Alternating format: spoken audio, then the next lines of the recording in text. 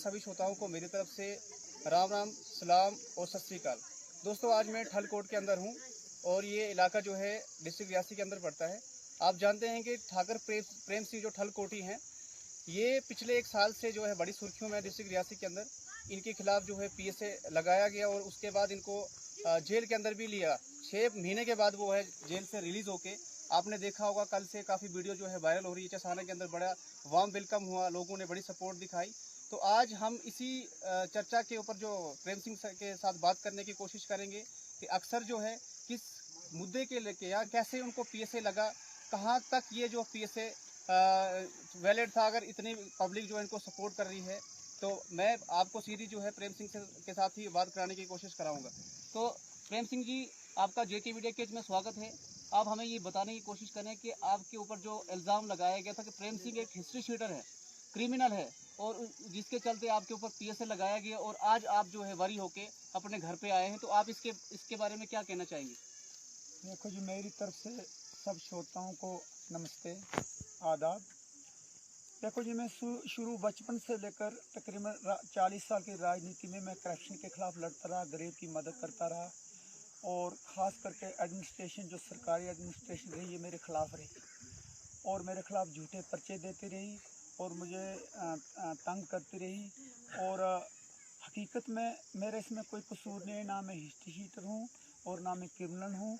ये खाली, और सबसे बड़ी बात है कि जितने भी पुलिस ने मेरे ख़िलाफ़ पर्चे दिए हैं, उन पर्चों में जो है सीनियर पुलिस ऑफिसर साहब ने उन पर्चों को खारिज किया है और चलान 2-3 हुए जिसमें 22 बरी हुआ हूँ। और पिछला साल पुलिस ने मेरे घर में हमला किया, जिसमें मेरे घर में फायरिंग हुई, मेरे मकान को जलाया गया। उसके बाद मैंने एफआईआर दर्ज की, तो जब कोर्ट ने एफआईआर दर्ज करने की डायरेक्शन दी तो पुलिस ने मुझ पर पीएसए लगाया और मुझे कोट बलवाल जेल में बंद कर दिया। और मेरा उसमें कोई भी कसूर नहीं था, ना मैं क्रिमिनल हूँ और ना ही मैं फ़िरकाप्रस्त हूँ। तो जैसे आपके ऊपर पीएसए लगाया गया था सर, पीएसए का मतलब ये होता है कि अगर आप सोसाइटी के अंदर दंगे फसाद करवाएंगे, लोगों को आपस में लड़ाएंगे, तो तब जाके पीएसए लगता। तो सर, आपके साथ पब्लिक अगर पूरी सपोर्ट में, तो फिर पीएसए किस बात का? देखो, जो पीएसए इस बात का कि जो प्रशासन है, इनके खिलाफ अगर मैं कोई सच की आवाज़, इंसाफ की आवाज़ उठाता हूँ, तो वो अपने आप को बचाने के लिए और करप्शन को करने के लिए मुझ पर झूठे इल्ज़ाम लगाते रहते हैं। और मैं बड़ा सबसे खुशकिस्मत आदमी हूँ कि मुझे हाई कोर्ट में राहत मिली और मुझे भारत के संविधान पर पूरा विश्वास है।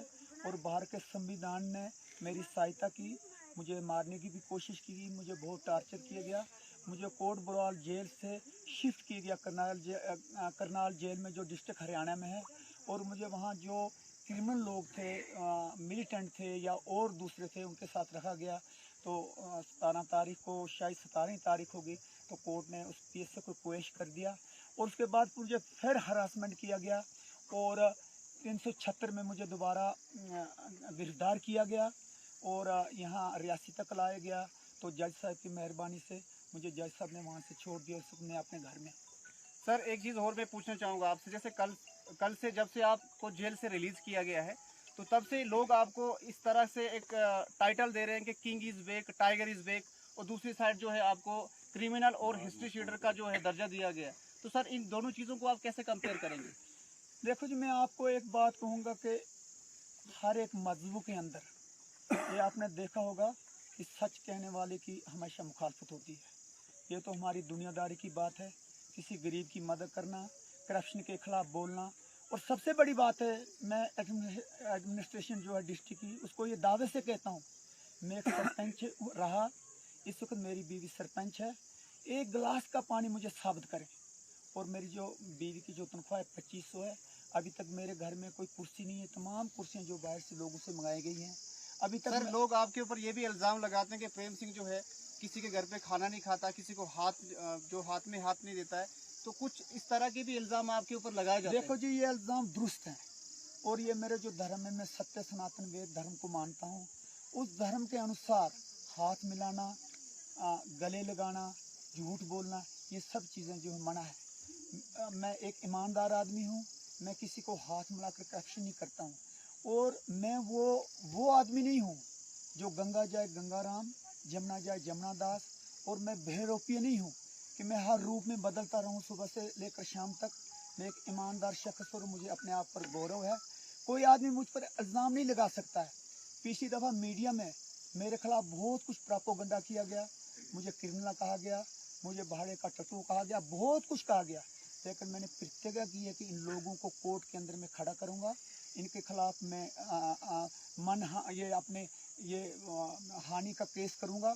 तो अगर कोर्ट ने मुझे वहाँ अगर निर्दोष साबित किया तो मुझे संविधान पर पूरा भरोसा है कि उन लोगों को अपने किए की सज़ा ज़रूर मिलेगी।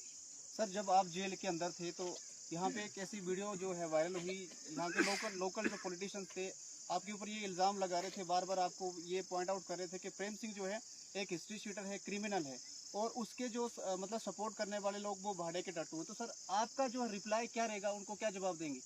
देखो जी, सच्चा जवाब अगर एक ही तो उनको मैं यही बात कहूँगा कि कोर्ट के अंदर आपको मुझे साबित करना पड़ेगा। मुझे संविधान पर पूरा भरोसा है और उनको मैं आज से कहता हूँ कि वो पूरी अपनी तैयारी कर लें और जल्दी ही कुछ दिनों के बाद मैं कोर्ट में पेश हो जाऊँगा। देखो, मेरे साथ बहुत अन्याय हुआ है। इस वक्त मुझे कम से कम 15-20 लाख की जो अपनी ज़मीन बेचनी पड़ेगी, फिर जाकर कहीं मैं मतलब वो केस लड़ सकूँगा। क्योंकि पहले भी मुझे इस वक्त 10-12 लाख रुपये कर्जा है, मेरे खिलाफ झूठे पर्चे दिए गए और हाई कोर्टों में मेरी ज़मानतें हुई। ये जितना भी खर्चा है लोगों ने चंदा कर दिया। आज तक मेरा बैंक बैलेंस कुछ भी नहीं है। मैंने लोगों को कर्जा देना और हमेशा से मुझे पुलिस टार्चर करती रही। अभी मैं चुप हूँ, इस वक्त मेरा दिमाग भी सही नहीं है, लेकिन परमात्मा ने जिंदा रहा तो हम आज़ाद नहीं हैं ये। और मैं कुछ दिनों के बाद एक वीडियो चढ़ा रहा हूँ और उसमें मैं साबित करूँगा कि हमें पूरी आज़ादी अभी तक नहीं मिली है।